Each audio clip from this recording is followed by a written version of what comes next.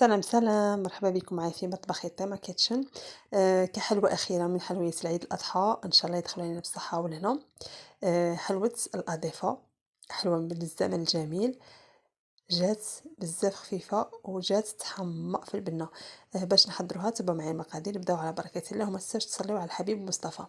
هنا عندي 200 غرام زبدة درجة حرارة الغرفة، زدت عليها نص كاس عفوا تاع سكر كلاص ناقص 2 دوا، وكاس تاع الزيت ناقص 2 دوا. عاملوا المقادير على ضربة سيرتو هادو، نخلطوا ونزيدوا عليهم 2 معالق كبار تاع نواة كوكو، هذيك إضافة اللي ما يحبش نواة كوكو داخل ما يعملوش.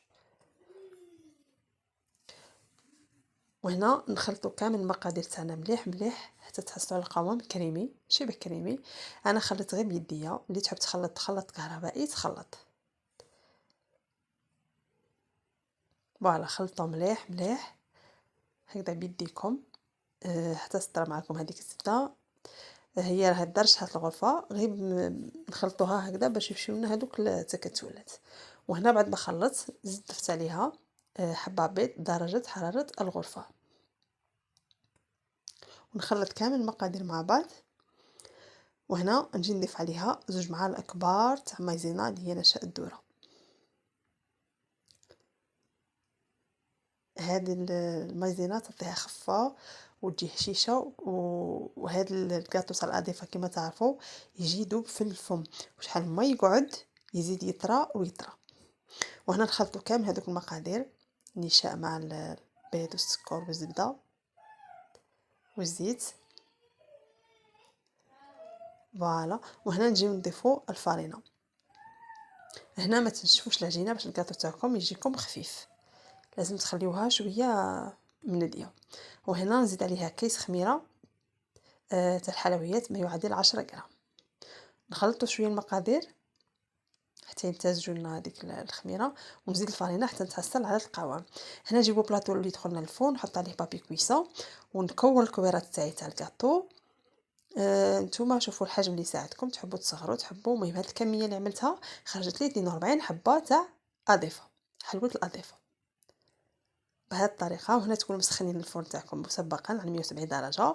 عملوها في الوسط ونقصوا عليها وحمروها. وهنا باش نكلاصي هاد الحلوه تاعي نحتاج كونفيتور تاع المشماش. هنا خففته بشويه تاع ما زهر، كيما تنجموا اللي ما يحبوش المزهر يعوضوه بالماء معليش. المهم ما يكونش ثقيل بزاف، كيما تعرفوا الكونفيتور تاع المشماش تاع لي بواط يجي شويه ثقيل. وهنا شوفوا الحلوه تاعي بعد ما حمرتها وطابت لي غايه. نجي باش نكلاصيها، انا عملت 2 معالق كبار تاع كاكاو مع 3 معالق كبار تاع نواه كوكو. ولا ما كفاتكمش كميه زيدوا، واللي حابه تضاعف المقادير بيان سور تضاعف المقادير. المهم هاد الكميه اللي عملتها تاع 200 غرام زبده ونص وكاس تاع الزيت ناقص 2 دوا خرجت لي 42 حبه. وهنا نجي نكلاصي الحلوه تاعي بعد ما خليتها بردت، لازم تخليوها تبرد، نحطها في الكونفيتور ومن بعد نمشيو نمرغوها في الخليط تاع الكاكاو ونواه كوكو. شوفوا هاد الحلوه تجي من اروع من اروع ما يكون، خفيفه خفيفه وبنينه وما تقبطكمش بزاف.